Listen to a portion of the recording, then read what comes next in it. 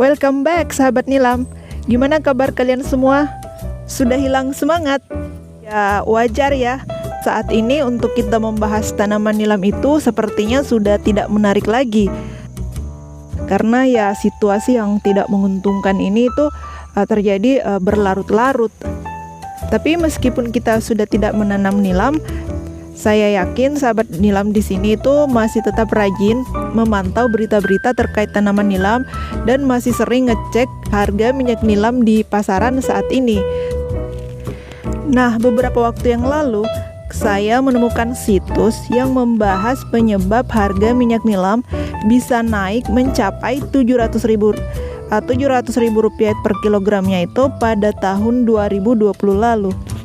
Menurut saya ini penting untuk kita bahas sebagai bahan analisa apakah mungkin harga minyak nilam itu kembali naik dan mencapai harga 700.000 per kilogramnya di masa sekarang atau di masa yang akan datang. Nah, sekarang kita akan kembali ke tahun 2020. Pada tahun 2020 lalu, kalau tidak salah dari April sampai Oktober, harga minyak nilam lagi tinggi-tingginya sekitar 500 sampai 700.000 per kilonya.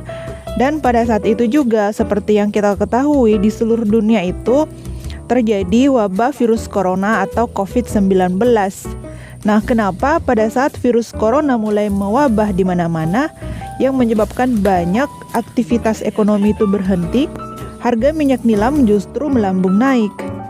Nah, ternyata kejadian wabah virus corona ini justru merupakan salah satu penyebab tingginya harga minyak nilam. Karena pada saat itu, pada saat awal mula virus corona menyebar, semua orang panik, ketakutan. Kita diserang dengan berita-berita yang mengerikan dan juga aktivitas kita di luar rumah dibatasi. Orang-orang terkurung di dalam rumah mereka di dalam waktu yang tidak terbatas dan sampai kapan.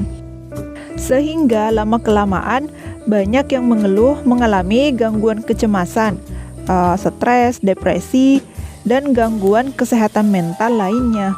Nah, dari kondisi ini, masyarakat di seluruh dunia kemudian berupaya menjaga kondisi fisik dan mental mereka dengan cara meningkatkan kenyamanan aktivitas di dalam rumah. Salah satunya dengan menambahkan musik relaksasi dan memakai aromaterapi.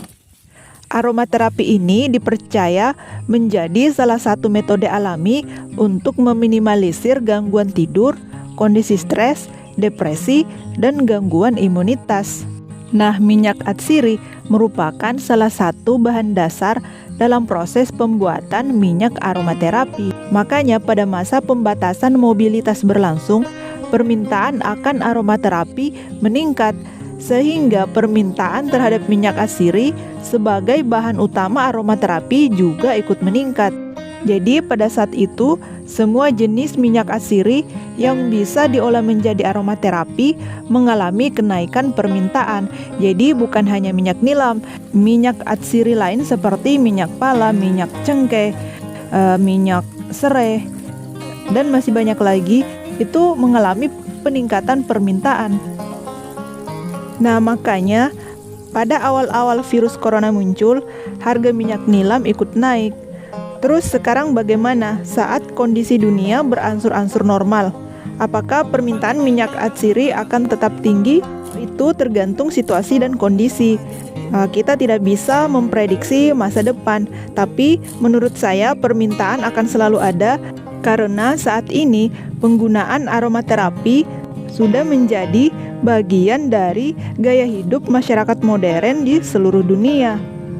Penggunaan minyak nilam sudah semakin meluas, jadi tidak hanya untuk parfum, tapi sekarang sudah dipakai untuk keperluan kosmetik dan farmasi.